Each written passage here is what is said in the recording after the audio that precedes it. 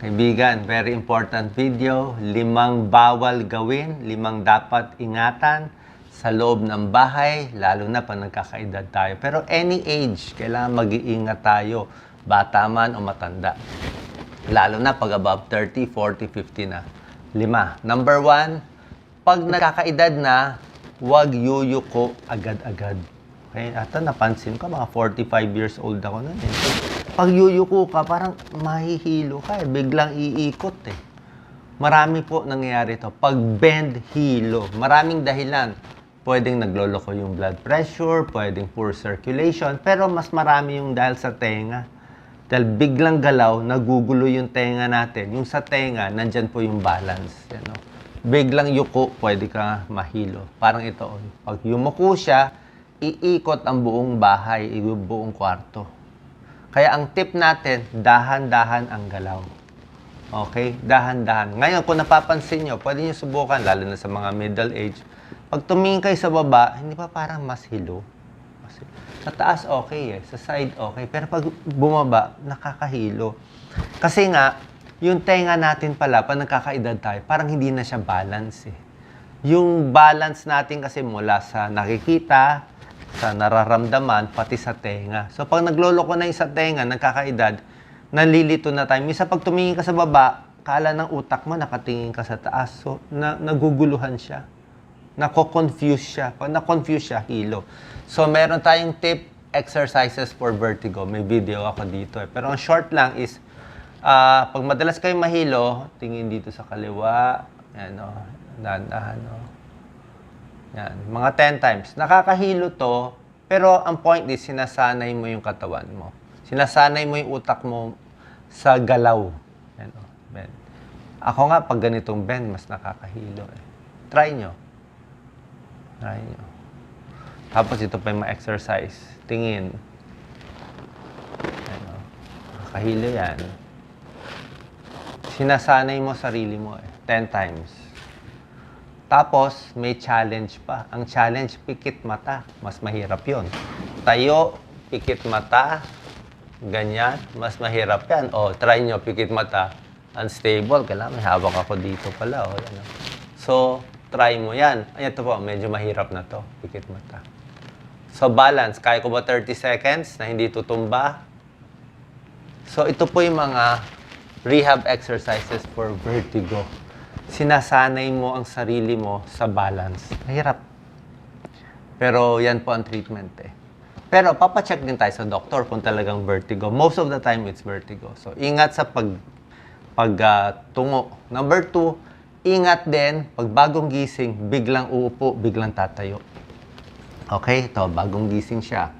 Umupo bigla, nahilo. Yan, nangyari to kay Doc Lisa minsan eh. Nakahiga siya, biglang umupo, nag-vertigo na siya, umikot na yung buong 3 araw siya nahilo.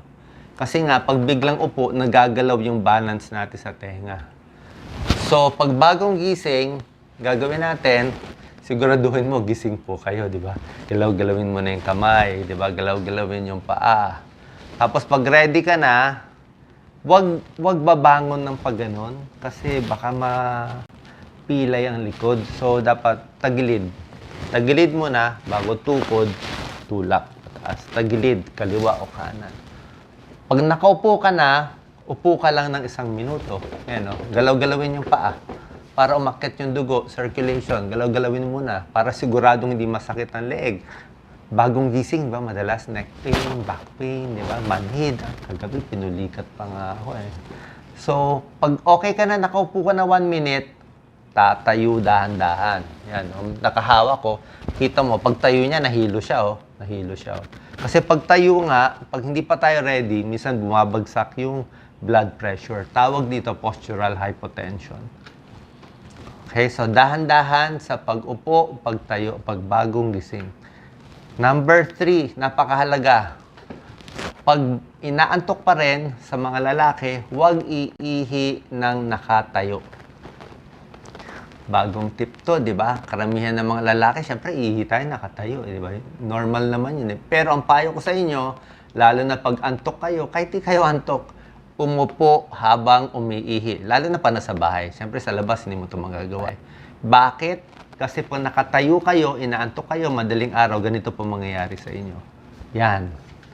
Nakatayo siya, iihi siya, babagsak bigla. Kasi nagkaroon siya ng micturition syncope.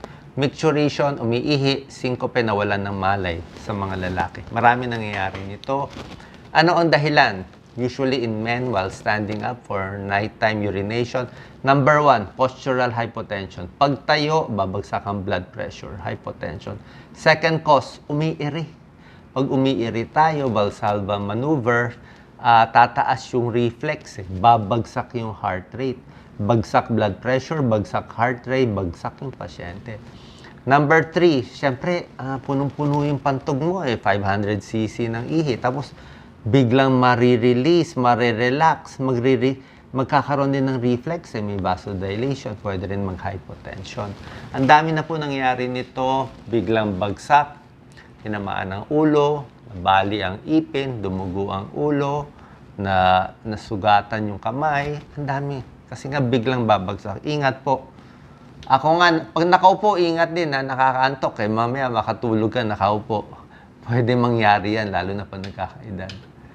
Number 4, pag nagkakaroon kayo ng panic attack, lalaki o babae, alam niyo panic attack, di ba? Napawisan, parang mamamatay na. Ito, yan, panic siya, oh. Kita mo yung pagmumukha niya, panic, oh. Ang daming tao dito, pero panic siya. Ang tip ko, don't rush, don't do anything. Huwag kang gagawa kahit ano.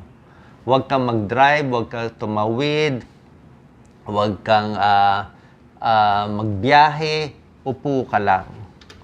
Kasi sa loob ng 15 minutes, kakalma yan. Ano, parang iniipit yung puso, parang pinipiga ang tiyan. 15 minutes lang yan kasi naglabas yung katawan mo ng mga adrenaline. So in 15 minutes, papawisan ka ng malamig, relax lang. So pikit ang mata, kumakabog ang dibdib mo, slow deep breath. Malalim, dahan-dahan. 15 minutes. Pag kalmado ka na, safe ka na, ingatan mo gamit mo bago ka na maglakad. Kasi habang tuliro ka, diyan ka maaksidente. Ingat sa pag-akyat, paglakad, sa hagdanan. Dami rin na aksidente sa hagdanan. Ayaw humawak sa railing, di ba? Kabata, humawak kayo sa railing. Kasi magkamali ka lang ng step, matutumba ka na eh. Lalo na ngayon, may face shield. Ako nga, pag may face shield, yan tingin ko malapit eh. Kasi face shield ko pag ganun eh. So, minsan namamali yung tapak ko sa escalator eh. Kasi namamali nga yung distance. So, panic attack, stay calm, close your eyes. Okay? Relax lang. Number 5 na huwag gagawin sa loob ng bahay, sa labas ng bahay. Pag nagugutom tayo, di ba? Gutom na gutom tayo. Kukuha tayo ng isang malaking pork chop, isang malaking laman, kakagatin, kakainin agad. Ganito po nangyayari. Biglang kain, biglang swallow, choking. Yan po. Pag nakakita kayo ng kahit sinong tao, ganito itsura, nagcho-choke siya, nabubulunan siya. Hindi siya makahinga, emergency to. Bakit? Kasi, matakaw eh. Bigla eh. Lunok ng lunok eh. So, ang tip, iinom muna ng tubig konti. Pag may tao nagcho-choke, ito po, first aid, napakahalaga. Paluin sa likod 5 beses dito sa gitna ng scapula. Malakas na tapik. Ganito, malakas. 5 beses. Para lumawag, matanggal yung bara, gumalaw yung esophagus, mag-relax yung muscle. Kasi nabarahan siya. Try nyo rin ito, abdominal thrust. Ganito po ginagawa. Ang mahalaga dito yung sa kamay eh. Matulis yung kamao. Ito. Hindi pwede ganito. Ito dapat yan. Dito. Sa ilalim ng ribs Huwag sa ribs. Pag sa ribs, useless eh. Buto to eh.